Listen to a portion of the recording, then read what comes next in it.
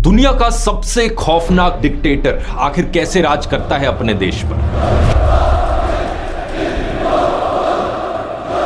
North Korea में आम लोगों की डेली लाइफ कैसी गुजरती है, ये सोचने में भी आपको घुटन महसूस होगी। यहाँ सरकार की पूरी कोशिश रहती है कि लोगों की पर्सनल लाइफ के हर एक एस्पेक्ट को कंट्रोल किया जाए। कौन कहाँ रहेगा, क्या काम करेगा, क्या पढ़ेगा, ये सब सरकार डिसाइड करती है। आप कैसे कपड़े पहनते हो, कैसे बाल कटाते हो, कैसी फिल्में देखते हो, ये भी सरकार आपको बताती है। एक रैंडम टाइम पर आपके फोन का ऑपरेटिंग सिस्टम एक स्क्रीनशॉट लेगा और ये स्क्रीनशॉट जाता है सीधा सरकार के पास, ताकि उन्हें हमेशा पता लग सके कि आप अपने फोन पर क्या देख रहे हो।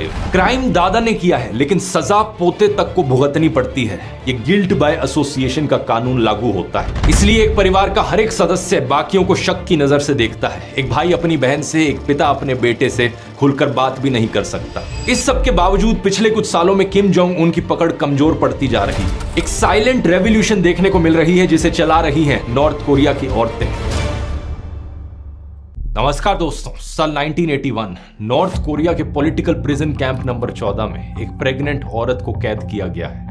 इस औरत का जेल में ही बच्चा पैदा होता है। अपने बच्चे का ये नाम रखती हैं शिन डोंग ह्यक, और ये लड़का जेल में ही बड़ा होता है। असल में बात क्या है कि नॉर्थ कोरिया की सरकार गिल्ट बाय एसोसिएशन के कॉन्सेप्ट में मानती है। अगर कोई व्यक्ति कोई पॉलिटिकल क्राइम करता है तो उसके पूरे परिवार को जेल में डाल दिया जाता है। एक इंसान के किए की सजा 3 जनरेशंस को भुगतनी पड़ती है। यानी कि दादा ने अगर कोई क्राइम किया है तो पोता भी जेल में जाएगा। इसलिए शिन डोंग बचपन से ही जेल में बड़ा हुआ, क्योंकि नॉर्थ कोरियन सरकार का मानना था कि उसका खून गंदा हो चुका है। जेल में उसका बचपन बहुत ही खराब हालातों में गुजरा। उसे खाने में सिर्फ थोड़ा सा मक्के का दलिया दिया जाता था। वो जिंदा रहने के लिए घास और चूहे खाने लगता था। इस प्रिजन कैंप में करीब 20,000 कैदी थे और इस कैंप के रूल्स बड़े सिंपल थे। अगर आप भागने की कोशिश करोगे तो आपको सीधा गोली से मार दिया जाएगा। अगर आप किसी दूसरे को भागने की बात करते हुए सुनते हो और रिपोर्ट नहीं करते तो आपको भी मार दिया जाएगा। एक दिन जब शिन डोंग 13 साल की उम्र का हो गया था, उसने अपनी माँ और अपने भाई को जेल से भागने का प्लान बनाते हुए सुना। उसे ज्यादा समझ नहीं थी,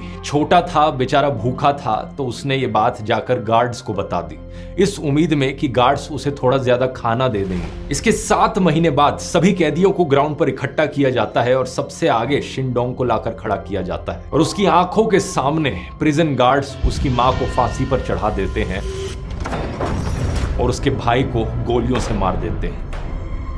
ये सब देखने पर शिन डोंग को मजबूर किया जाता है और इसके बाद 6 महीने तक बेरहमी से उसका टॉर्चर भी किया जाता है। साल 2005 23 साल की उम्र पर शिन डोंग खुद भागने की कोशिश करता है इस प्रिजन कैंप से और चांस की बात है कि वो सक्सेसफुल हो जाता है। गार्ड्स की नजरों से बचते हुए किसी तरीके से ये नॉर्थ कोरिया छोड़कर चाइना